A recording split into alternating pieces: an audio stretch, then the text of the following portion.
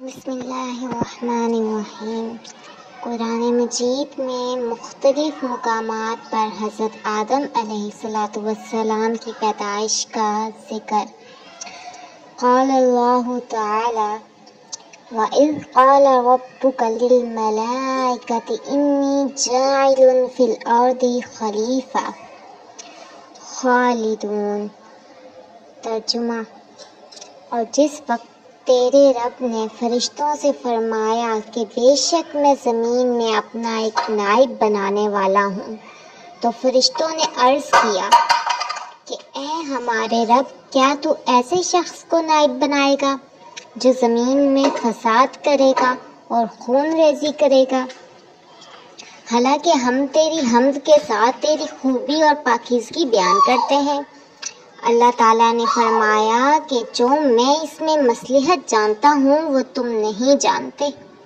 اور اللہ تعالیٰ نے حضرت آدم علیہ السلام کو تمام دنیاوی چیزوں کے نام سکھا دیے، پھر ان چیزوں کو فرشتوں کے سامنے پیش کیا اور فرمایا کہ مجھے ان چیزوں کے نام بتا دو اگر تم سچے ہو۔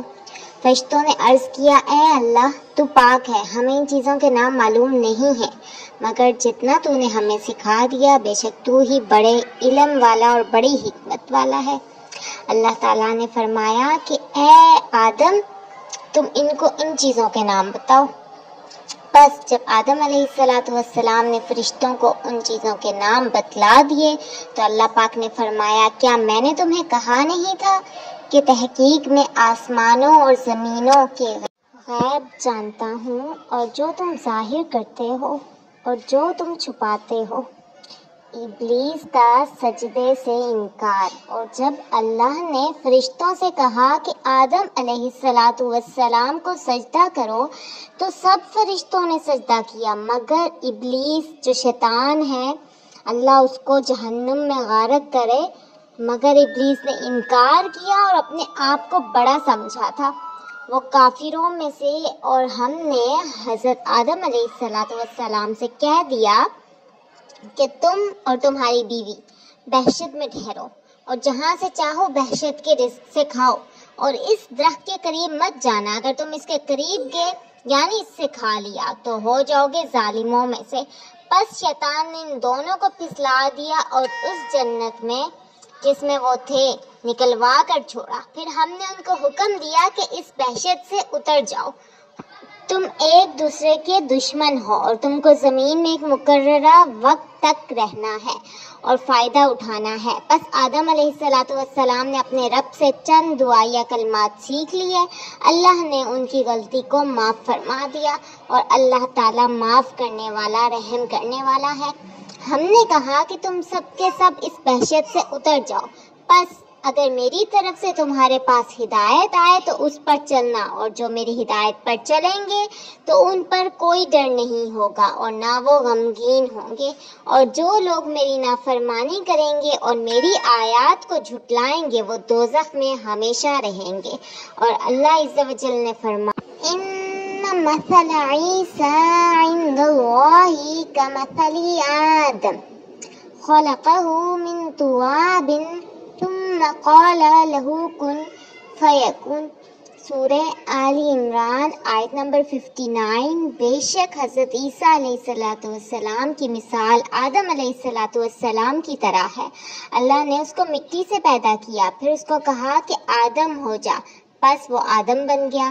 اور اللہ تعالیٰ نے فرمایا یا ایھا الناس اتقوا ربکم الذی خلقکم من نفس واحدة وخلق منها زوجها وبث منهما رجالا كثيرا ونساء واتقوا الله الذي تساءلون به والأرحام ان اللہ كان علیکم رقیبا۔ سورہ نساء آیت نمبر 1۔ اے لوگو، اپنے رب سے ڈرتے رہو جس رب نے تم کو ایک جان سے پیدا کیا اور اس سے اس کی بیوی پیدا کی، اور ان دونوں آدم و حوا سے بہت سے مرد اور عورتیں پھیلا دی، اور اللہ سے ڈرتے رہو جس کے ساتھ تم آپس میں ایک دوسرے سے سوال کرتے ہو، اور رشتے ناطے توڑنے سے بچو، اللہ تم پر نگہبان ہے۔ या अय्युहन्नासु इन्ना खलकनाकुम ज़करन व उन्सा वजअलनाकुम शुऊबन व क़बाइल लितआरफू इन्ना अक्रमकुम इंदल्लाहि अत्क़ाकुम इन्नल्लाह अलीमुन खबीर। सूरह हुजुरात आयत नंबर 13। ए लोगो, तहकीक हमने तुमको एक मर्द और एक औरत से पैदा किया और तुम में कौमें और ख़ानदान बना दिए ताकि आपस में एक दूसरे को पहचान सको। बेशक तुम में से अल्लाह के नज़दीक ज़्यादा मुअज़्ज़िज़ और मुकर्रम वो है जो तुम में से ज़्यादा परहेज़गार है। वल्लज़ी ख़लक़क मिन नफ्सिन वाहिदतिन वजअल मिनहा ज़ौजहा लियस्कुना इलैहा। सूरह आराफ आयत नंबर 189। अल्लाह वो है जिसने तुमको एक जान से पैदा किया, फिर उससे उसकी बीवी बनाई ताकि वो उसके ज़रिए से सुकून हासिल करे। वलक़द ख़लक़नाकुम सुम्मा सव्वरनाकुम सुम्मा क़ुलना से लेकर तुख़रजून तक। सूरह आराफ आयत नंबर 25-26।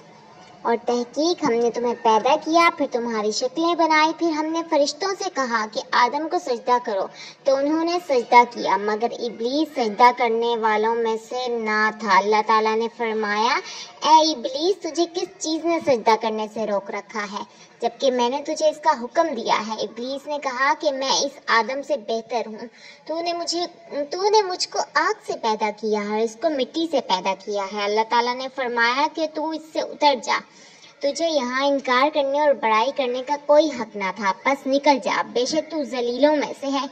इब्लीस ने कहा कि मुझे मरने के बाद उठाए जाने के दिन तक मोहलत दे दे। अल्लाह ताला ने फरमाया कि तुझे मोहलत दे दी गई है।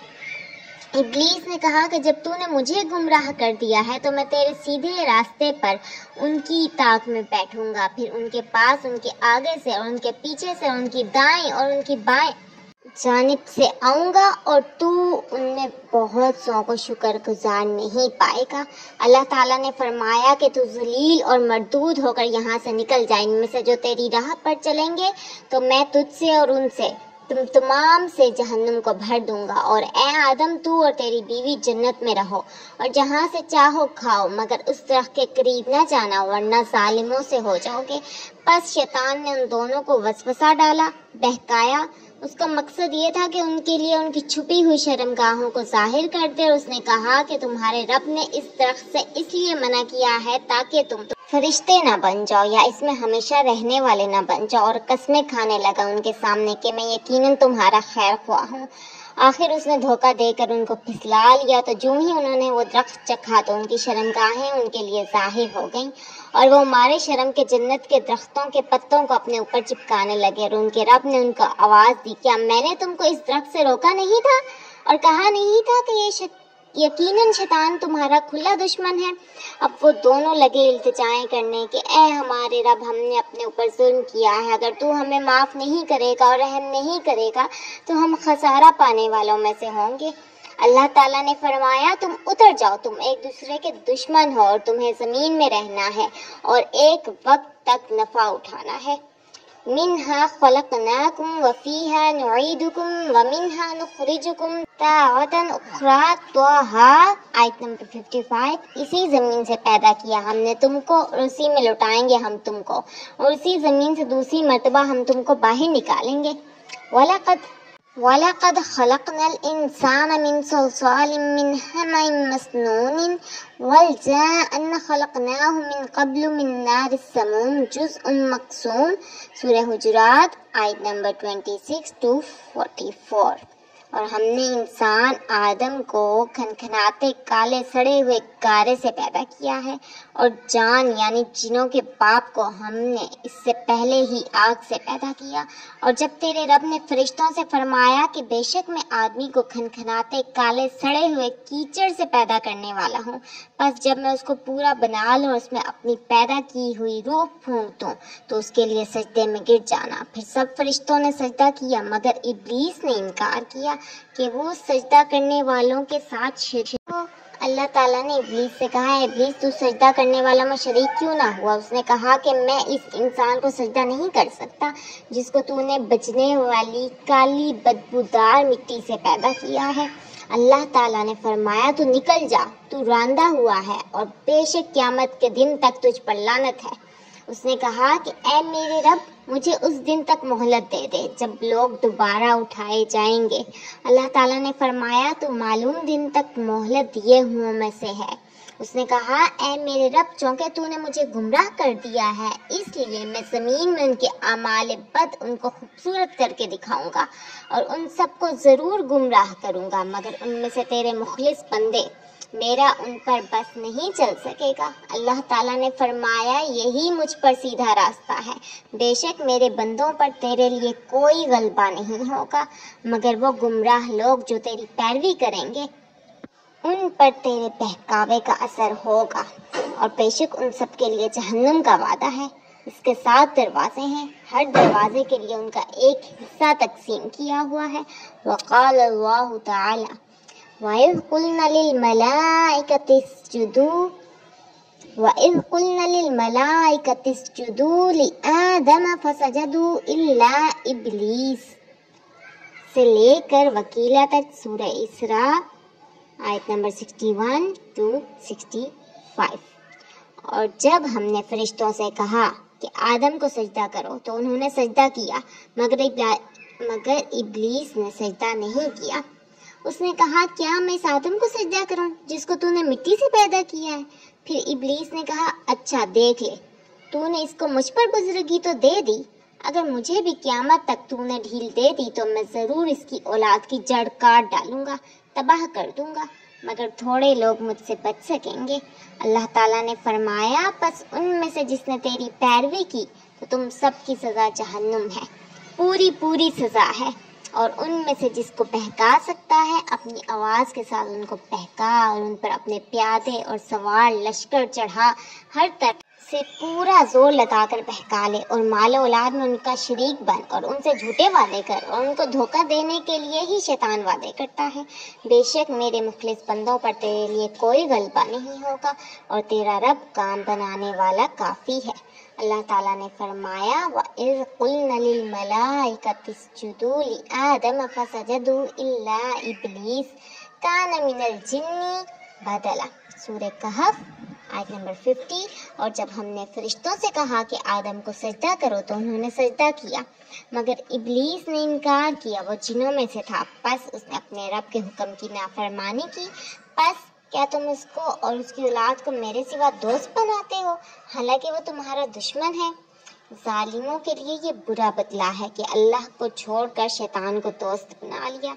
فرمایا اللہ تعالیٰ نے وَلَقَدْ عَهِدْنَا إِلَىٰ آدَمَ مِن قَبْلُ فَنَسِيَ وَلَمْ نَجِدْ لَهُ عَزْمًا وَكَذَلِكَ الْيَوْمَ تُنسَىٰ سورہ طٰہٰ آیت نمبر 115 to 126۔ اور تحقیق ہم نے آدم علیہ السلام سے وعدہ لیا تھا، اس سے پہلے تو وہ بھول گیا اور ہم نے اس میں مضبوطی نہیں پائی۔ اور جب ہم نے کہا فرشتوں کو کہ اے آدم علیہ السلام کو سجدہ کرو تو انہوں نے سجدہ کیا، لیکن ابلیس نے انکار کیا، تو ہم نے آدم سے کہا کہ یہ تیرا اور تیری بیوی کا دشمن ہے، ایسا نہ ہو کہ تم کو جنت سے نکال دے، پھر تو کسی آفت میں پھنس جائے، اور یہاں جنت میں تو تیرے لیے یہ فائدہ ہے کہ نہ تو بھوکا رہتا ہے اور نہ ننگا، اور نہ اس میں پیاسا رہتا ہے اور نہ دھوپ میں جلتا ہے۔ پس شیطان نے انہیں پھسلایا اور اس نے کہا کہ اے آدم کیا میں تجھے وہ درخت بتاؤں جو ہمیشہ کا ہو اور ملک ایسا جو کہ ختم نہ ہو؟ تو ان دونوں نے اسے کھا لیا، پس ان دونوں کی شرمگاہیں ان کے لیے ظاہر ہو گئیں اور وہ جنت کے پتے اپنے اوپر چپکانے لگے،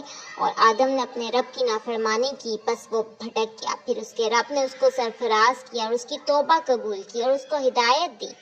اللہ تعالیٰ نے فرمایا کہ تم سب اس سے اتر جاؤ، تم ایک دوسرے کے دشمن رہو گے، پھر اگر تمہارے پاس میری طرف سے ہدایت آئے، پس جس نے میری ہدایت کی پیروی کی وہ گمراہ نہیں ہوگا اور تکلیف نہیں پائے گا، اور جس نے میرے ذکر سے منہ پھیر لیا تو اس کے لیے تنگ زندگی ہوگی، اور ہم اس کو اٹھائیں گے قیامت کے دن اندھا کر کے۔ وہ کہے گا کہ اے میرے رب تو نے مجھے اندھا کر کے کیوں اٹھایا ہے، حالانکہ میں دیکھنے والا تھا۔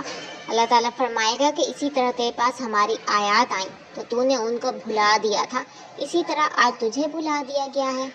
قُلْ هُوَ نَبَأٌ عَظِیمٌ أَنْتُمْ عَنْهُ مُعْرِضُونَ بعد حین، سورہ صاد آیت نمبر 67 to 88۔ آپ صلی اللہ علیہ وآلہ وسلم فرما دیں کہ وہ ایک بڑی خبر ہے، تم مجھ سے منہ نہ موڑ رہے ہو، مجھے اوپر والے فرشتوں کے متعلق کچھ علم نہیں ہے۔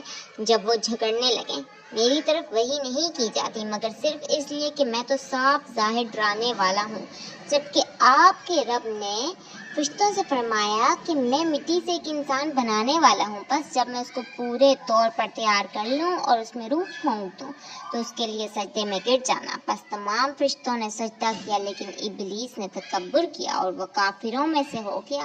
اللہ تعالیٰ نے فرمایا اے ابلیس تجھے کس چیز نے روکا کہ تو اس آدم کے لیے سجدے میں گرے جس کو میں نے اپنے دونوں ہاتھوں سے بنایا؟ کیا تو نے تکبر کیا ہے؟ کیا تو بلند مرتبہ والوں سے ہے؟ ابلیس نے کہا کہ میں اس سے بہتر ہوں، مجھے تو نے آگ سے پیدا کیا اور اس کو تو نے مٹی سے بنایا۔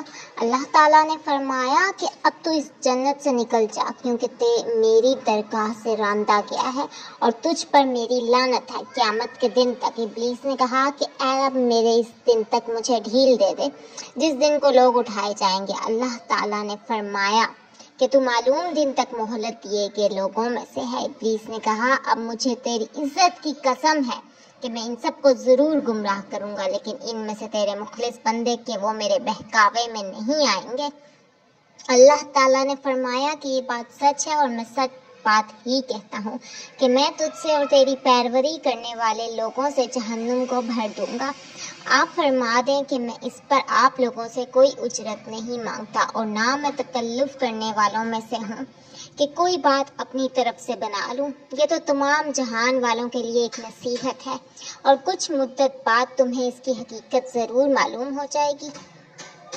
قرآن کے مذکورہ متفرق مقامات پر حضرت آدم علیہ السلام کی پیدائش کا تذکرہ ہوا ہے۔ اپنی تفسیر میں جو کہ تفسیر ابن کثیر کے نام سے مشہور ہے، ان آیات کے متعلق تفصیلی بحث کی ہے اور ہم اس جگہ اس مفہوم و مقصود کا ذکر کریں گے جس پر مدرجہ بالا آیات دلالت کرتی ہیں اور رسول اللہ صلی اللہ علیہ وآلہ وسلم سے مروی ان حدیث کو نقل کریں گے جو اس قصہ سے تعلق رکھتی ہیں، اور اللہ تعالیٰ ہی میری اس معاملے میں مدد فرمانے والے ہیں۔ اللہ تعالیٰ نے فرشتوں کو مخاطب کرتے ہوئے خبر دی، آگاہ کیا کہ انی جاعل فی الارض خلیفہ، کہ میں آدم اور اس کی اولاد کو پیدا کرنے والا ہوں جو ایک دوسرے کے بعد جانشین اور خلیفہ بنیں گے، اور اس کا تذکرہ سورہ انعام میں اس طرح فرمایا ہے وَهُوَ الَّذِي جَعَلَكُمْ خلائف فی الارض، سورہ انعام آیت نمبر 65۔ اللہ تعالیٰ وہ ذات ہے کہ جس نے تم کو زمین میں خلیفہ بنایا ہے، اور دوسری جگہ ارشاد فرمایا کہ وَيَجْعَلُكُمْ خُلَفَاءَ الْأَرْضِ، سورہ نمل آیت نمبر 12۔ وہ تم کو زمین میں خلیفے بناتا ہے۔ حضرت آدم علیہ السلام اور آپ کی اولاد کی پیدائش کا ذکر اللہ تعالیٰ نے فرشتوں کے سامنے ان کی عظمت شان کے اظہار کے لیے کیا ہے، جیسے کسی اہم اور بڑے کام سے متعلق اس کے سر انجام دینے سے پہلے اس کی خبر دی جاتی ہے۔ باقی فرشتوں کا یہ کہنا أَتَجْعَلُ فِيهَا مَن يُفْسِدُ فِيهَا وَيَسْفِكُ الدِّمَاءَ، سورہ بقرہ آیت نمبر 30۔ تو یہ بطور اعتراض یا حسد یا اولاد آدم کو حقیر سمجھنے کی وجہ سے نہ تھا، جیسا کہ بعض جہلا مفسرین کو اس جگہ وہم ہوا ہے کہ فرشتوں نے تخلیق آدم پر اعتراض کیا تھا یا وہ حسد کی بنا پر کہا تھا یا آدم کی اولاد کو اپنے سے حقیر سمجھا تھا۔ فرشتے تو ان سب باتوں سے پاک ہیں اور بری ہیں، بلکہ صرف آدم کی پیدائش کی حکمت معلوم کرنے کی غرض سے یہ کہا تھا۔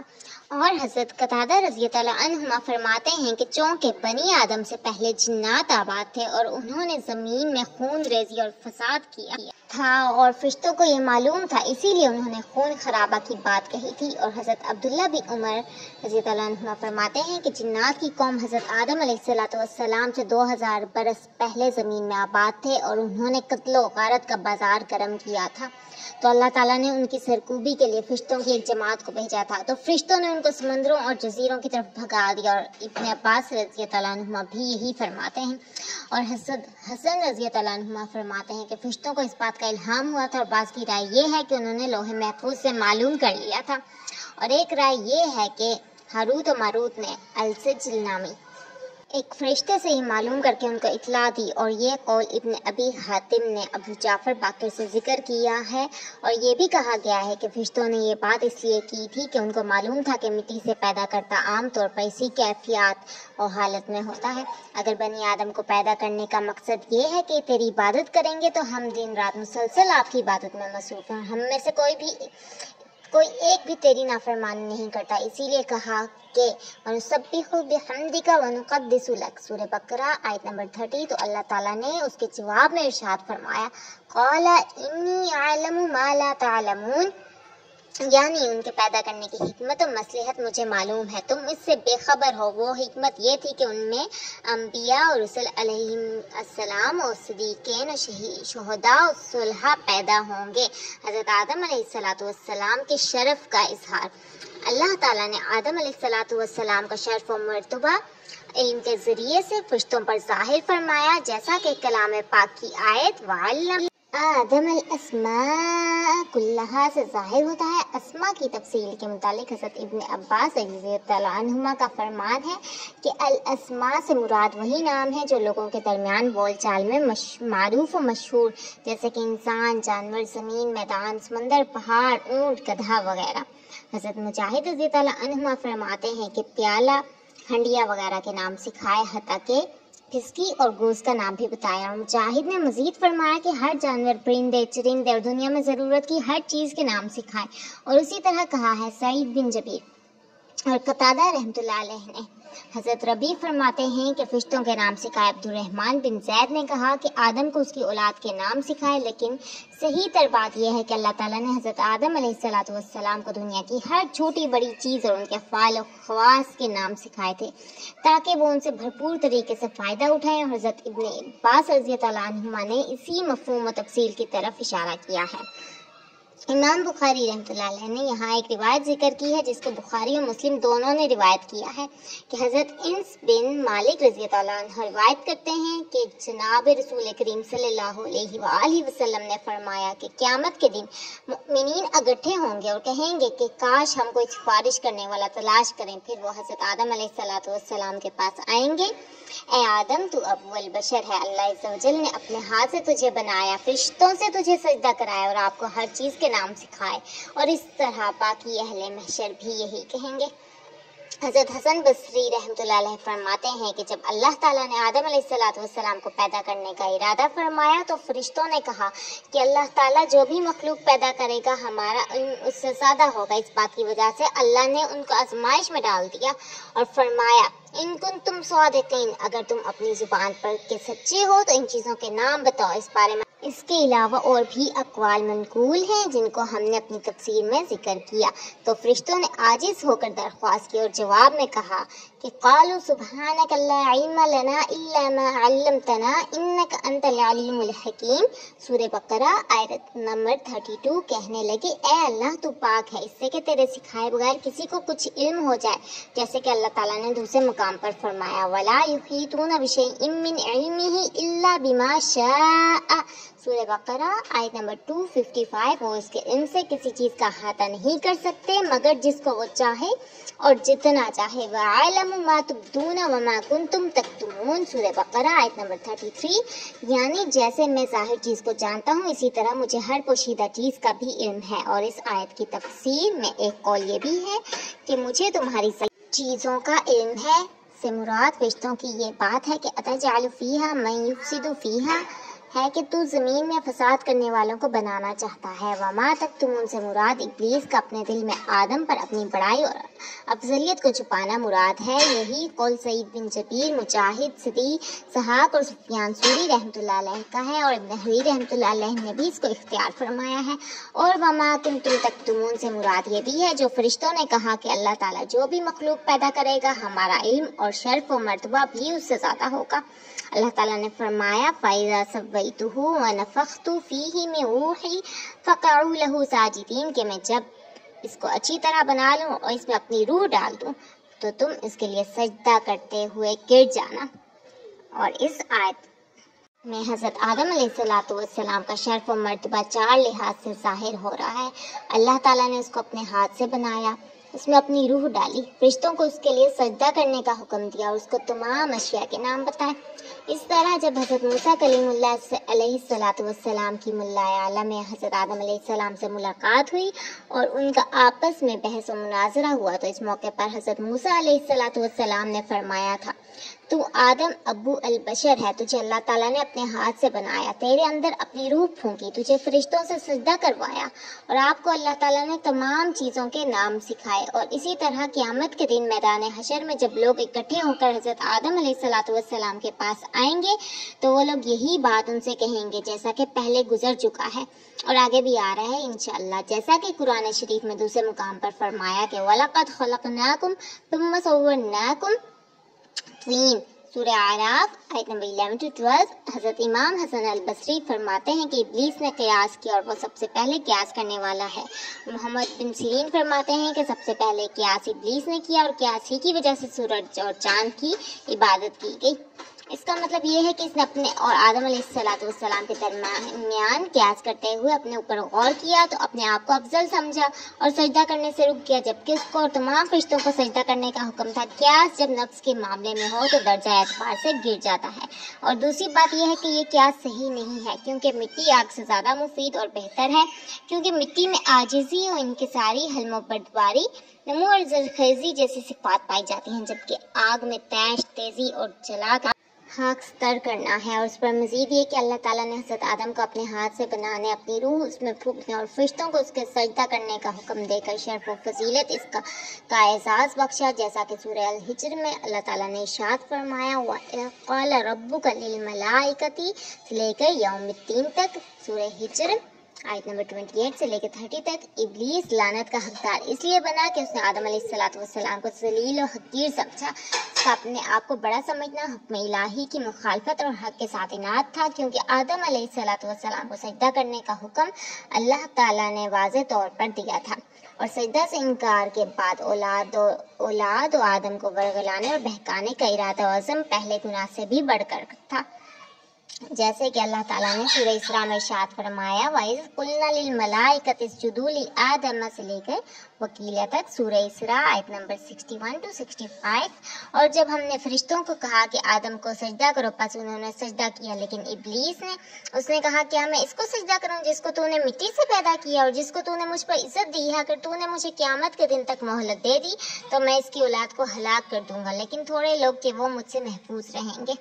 اللہ نے فرمایا دور ہو جا ان میں سے جس نے بھی تیری پیروی کی تو جہنم تمہاری پوری سزا ہے، اور ان میں سے جس کو تو پھسلا سکتا ہے اسے اپنی آواز کے ساتھ پھسلا، اپنے سوار اور پیادہ لشکر ان کے خلاف اکٹھے کر، اور ان کے اموال و اولاد میں ان کا شریک بن، اور ان کا وعدہ دے اور انہیں وعدہ دیتا شیطان ان کو مگر صرف دھوکہ دینے کے لیے، بے شک میرے بندوں پر تیرے لیے کوئی غلبہ نہیں ہوگا اور تیرا رب کارساز ہے۔ سورہ کہف میں اللہ عز و جل نے فرمایا جب ہم نے فرشتوں کو کہا کہ آدم کو سجدہ کرو تو انہوں نے سجدہ کیا، لیکن ابلیس نے سجدہ نہ کیا، وہ جنوں میں سے تھا، پس اس نے اپنے رب کے حکم کی نافرمانی کی۔ کیا تم اسے اور اس کی اولاد کو میرے سوا دوست بناتے ہو؟ یعنی وہ جان بوجھ کر تکبر کرتے ہوئے اللہ کی اطاعت و فرما برداری سے کنارہ کش ہو گیا۔ وہ اپنی فطرتی حالت اور برے مادے کی وجہ سے بغاوت کی طرف مائل ہوا، کیونکہ وہ آگ سے پیدا ہوا ہے اور آگ کے اندر سرکشی، طیش اور جوش ہوتا ہے، جیسے کہ حضرت عائشہ سے مروی ہے کہ رسول اللہ صلی اللہ علیہ وآلہ وسلم نے ارشاد فرمایا فرشتے عرش کے نور سے پیدا ہوئے ہیں اور جن آگ کے شعلے سے، اور آدم جس مٹی سے پیدا ہوا اس کی وضاحت تمہارے لیے کر دی گئی ہے۔ امام حسن بصری رحمۃ اللہ علیہ نے فرمایا کہ ابلیس ایک لمحہ کے لیے بھی فرشتوں میں سے نہیں تھا، اور بن ہوشب فرماتے ہیں وہ جنوں میں سے تھا، جب انہوں نے زمین میں فساد برپا کیا تو اللہ تعالیٰ نے ان کی طرف فرشتوں کا ایک گروہ بھیجا، تو انہوں نے جا کر کچھ کو قتل کیا اور کچھ کو سمندروں کے جزیروں کی طرف دھکیل دیا۔ ابلیس کو قید کر لیا گیا، فرشتے اس کو آسمان کی طرف لے گئے تو وہ وہاں ٹھہرا رہا، اور جب فرشتوں کو آدم کے لیے سجدہ کرنے کا حکم ہوا تو ابلیس نے سرکشی کی، سجدہ کرنے سے انکار کر دیا۔ حضرت ابن مسعود رضی اللہ عنہ، حضرت ابن عباس رضی اللہ عنہ اور دیگر صحابہ کی جماعت اور سعید بن مسیب اور دیگر اہل علم نے کہا ہے کہ ابلیس آسمان دنیا میں فرشتوں کا سردار تھا۔ حضرت ابن عباس رضی اللہ عنہ فرماتے ہیں اس کا نام عزازیل تھا، اور ان کی ایک روایت کے مطابق حارث نام تھا۔ نقاش نے کہا کہ اس کی کنیت ابو قردوس کی، اور ابن عباس رضی اللہ عنہ سے یہ بھی مروی ہے کہ وہ فرشتوں کی ایک میں سے تھا جس کو جن کہتے ہیں، جنوں کے نگران تھے۔ ابلیس ان کا سردار اور علم و فضل اور عبادت میں ان سب سے برتر تھا اور 4 پروں والا تھا۔ اللہ تعالیٰ نے اس کو اس کے مکر اور حسد کی وجہ سے شیطان مردود بنا دیا، اور سورہ صاد میں اللہ تعالیٰ نے فرمایا وَإِذْ قَالَ رَبُّكَ لِلْمَلَائِكَةِ إِنِّي خَالِقٌ سے لے کے اجمعین تک، سورہ صاد آیت نمبر 71 to 85۔ اور اس وقت کو یاد کرو کہ جب تیرے رب نے فرشتوں سے فرمایا کہ میں مٹی سے ایک انسان بنانے والا ہوں،